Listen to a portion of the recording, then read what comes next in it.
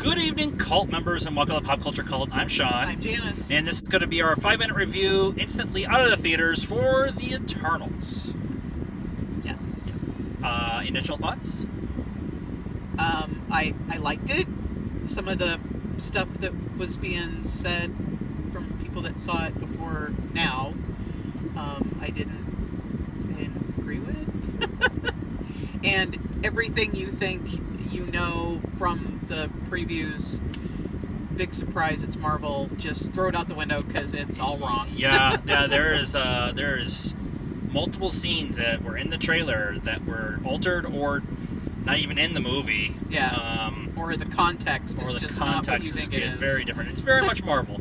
Yeah. My very first initial thoughts of shots, I really like this because it's a very different MCU movie. The Eternals are very different Marvel characters, and so the idea that the Eternals movie and the MCU being different is on point.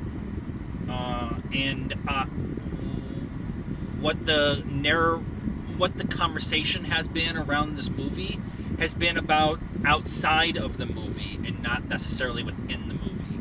And I feel like what they were trying to do, what they introduced, the conversations that are being had, the idea of identity and humanity and what that means, and the many or the few is a very good conversation to be having within the MCU with all the destruction we've had in the past. Right, and they're definitely setting up more things, new things. a little bit of stuff you know about, and then going into it deeper, and like the multiverse. Right. There's definitely we've talked about this in the past with other reviews and other conversations about the MCU. There's definitely a Earthbound trajectory going in a certain direction within the MCU, storytelling wise, with what's going on with Hawkeye and Falcon and Winter Soldier and Spider-Man and all that kind of stuff. And then you have what's going on in space with Eternals. You still have Fury out there with the Skrulls. You have Captain Marvel and the Marvels coming. And so there's definitely a space element and an Earthbound element.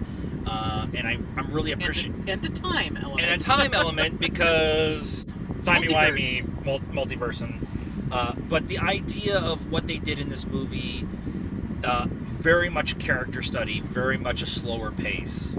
I think some people may not like because they are expecting something else from the MCU. Yeah, I mean, I didn't think it was that slow. There was still a lot of action. I wasn't, it was 2.5 hours, and I wasn't like, is it over yet?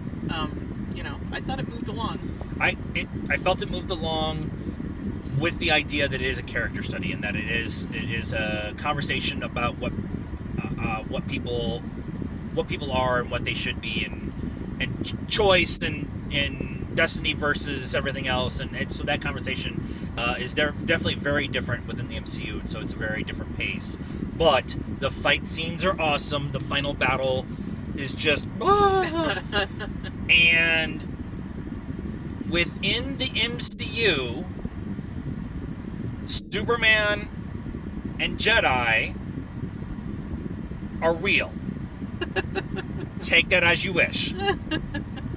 But it's amazing. I had a moment. So overall, I think we both really liked it. I know what my score is. I was trying to think of the weight. 8.25. A5.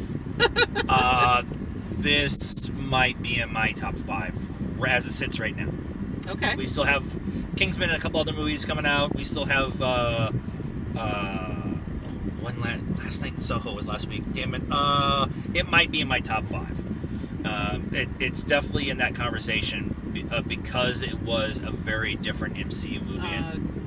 No Way Home, isn't that before the end of the year? No Way Home is before the end of the year, and and that could change a lot within my top 5 and within the MCU. So what do you guys think of our reaction? 2 post-credit scenes. 2 post-credit scenes. Yes, thank you. I was going to say that.